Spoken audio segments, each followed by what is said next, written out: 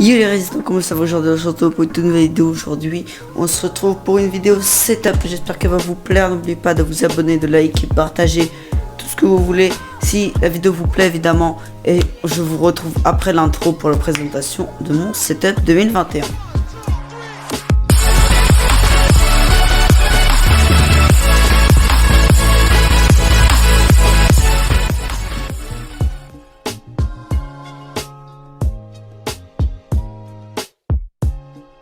On va tout de suite commencer avec le périphérique, un des plus importants, la souris. Donc c'est la Roccat Konayemo RGB. C'est une souris avec un capteur optique de 16 000 dpi. Elle peut résister à une accélération de 50 G. Je vais vous montrer par la suite le logiciel qui permet de la contrôler.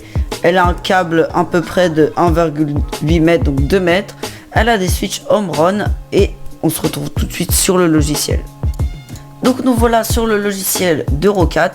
C'est un logiciel très complet, il s'appelle Swarm, si vous avez le clavier Roccat ou tout ce que vous voulez. Donc la souris, elle se contrôle dans ce centre de commande. Vous pouvez tout ajuster, mais genre vraiment la vitesse de la molette, les interrupteurs, enfin les DPI, quoi, la vitesse du pointeur, la vitesse du double clic, hop, voilà. Après, vous pouvez aussi attribuer des touches à la souris. Par exemple, moi j'ai attribué sur la touche 10 ici, donc la touche en dessous des boutons auxiliaires ici, F2. Comme ça, sur chaque jeu, si je mets F2, c'est ce bouton-là qui va fonctionner. Vous pouvez ici paramétrer toutes les touches à votre goût. Ou alors, vous avez des pré-réglages déjà faits. Vous avez des paramètres avancés pour le temps de latence. La hauteur à laquelle le capteur optique fonctionne, moi j'ai mis très bas, et l'angle auquel il fonctionne quand vous inclinez votre souris. Et si vous avez du retour audio, par exemple quand vous augmentez le volume ou quand vous cliquez, mais c'est nul, enfin moi j'aime pas. Et ici vous pouvez gérer le RGB. Sachant qu'il y a 5 zones, je vais vous les montrer techniquement. Personnalisé, non.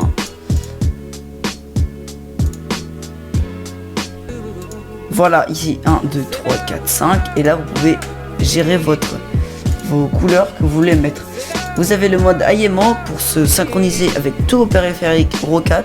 J'en ai qu'un parce qu'avant j'avais le Roccat, le clavier, j'ai oublié son nom, Vulcan. Et on peut tout synchroniser ici. Voilà. On se retrouve tout de suite sur le clavier. Donc le clavier, c'est un Corsair K70 MK2 avec des switches rouges évidemment, donc mécanique. Sa particularité, c'est qu'il a un châssis en aluminium résistant. Il a des touches avec une texture pour les jeux MOBA et FPS. Il y a un port USB à l'arrière, un repose-poignet amovible et il est contrôlable par le logiciel de Corsair IQ que je vais vous montrer après. Le câble il est tressé, il est très épais, donc il n'est pas très flexible. C'est à envisager. Chaque touche est rétroéclairée séparément, donc vous pouvez tout gérer. C'est très personnalisable évidemment.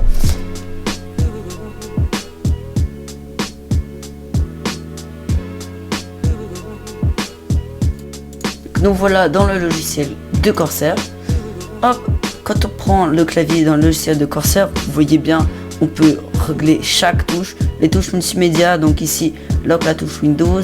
Ici, régler la luminosité des touches. Et ici, pour changer de profil lumineux. Là, c'est le volume.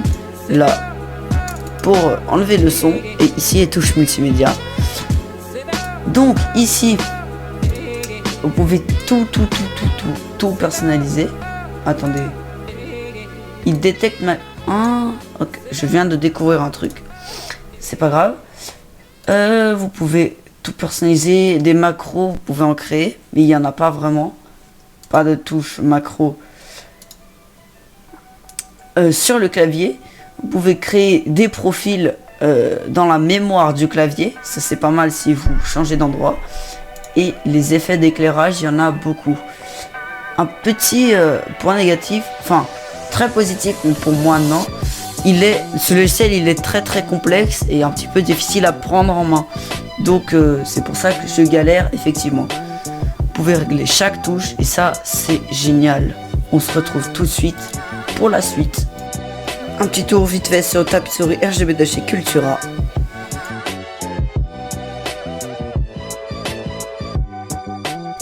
Je veux vous parler de mes enceintes. Ce sont des Logitech Z333 stéréo avec un caisson de basse. Leur particularité c'est que elles ont un fake speaker, comme là on va voir. J'arrive à le décoller très facilement et c'est juste pour faire joli. Mais un point fort c'est qu'elles font du excellent son. Le son est fort et clair, même à fond, le son reste excellent. Je vous les conseille, même si vous n'avez pas besoin de speaker. Pour le casque, c'est un HL60 Pro, donc pas le 70. Lui, il est filière. C'est un casque 7.1. Il est excellent. Il a un son excellent. Il est super confortable. Par contre, le seul point faible, c'est que son micro, il est nul à chier, on va se le dire. Et il est vraiment contrôlable sur le logiciel iQ. Pour le micro, c'est l'excellent Bird du M1. Rapport qualité-prix excellent, couplé avec un filtre anti-pop et un bras. C'est un micro excellent. Je suis en train de vous parler avec celui-là. Vous voyez bien qu'il a un excellent son.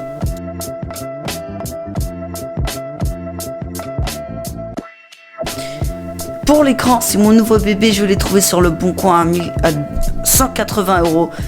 C'est l'écran Asus XG32 VQR de 1440p mais peut monter jusqu'à 4K. C'est un écran 144 Hz, 32 pouces, HDR400, donc 125% de l'espace colorimétrique sRGB et 94% de l'espace DCI-P3. Il est compatible avec le FreeSync 2 HDR et le V-Sync. Il possède le Shadow Boost pour augmenter la luminosité dans les zones sombres. Il est incurvé à 1000 Hz. Il est borderless comme vous pouvez le voir. Il est RGB à l'arrière. Il est réglable avec le logiciel AuraSync. Et là je vais vous montrer les fonctionnalités. Donc paramètres toutes les couleurs. Il peut afficher le RGB, tout ce que vous voulez. Il a 2 ports HDMI 2.0, un port DisplayPort et 2 ports USB 3.0 et une prise jack. Pour les fonctionnalités c'est très simple. Vous pouvez mettre un viseur personnalité, un chronomètre, modifier les couleurs, plein de choses. Le bureau, c'est une petite mezzanine de chez Conforama, rien de plus. La dernière pièce maîtresse du setup, le PC. Donc le PC, il est composé d'un Ryzen 7 2700X refroidi par son ventirad de base. Il est posé sur une carte mère Asus ROG Crosshair 6 Extreme chipset X370 accompagné de 16 Go de RAM en 3200 MHz, K16 en dual channel évidemment. Pour la graphique, c'est une GTX 1070 Ti de chez Zotac, la AMP Extreme, la plus puissante des 1070 Ti. En stockage, j'ai un HDD de 1 Tera et un SSD de 250 Go de chez Crucial, donc un 2,5 pouces. En alimentation, c'est une alimentation EVGA 850 watts 80 plus gold. Donc elle est overkill, mais pour 40 balles sur le bon coin. En plus, elle est semi-modulaire. Je pouvais pas lâcher ça. Le boîtier, c'est le Enermax Steriform, sauf que évidemment, il n'existe pas en blanc. Donc je l'ai custom. Vous voyez bien le rendu. Moi personnellement, je trouve ça joli. Je sais pas ce que vous en pensez, mais le blanc ça fait plus ressortir le RGB et le RGB c'est la base.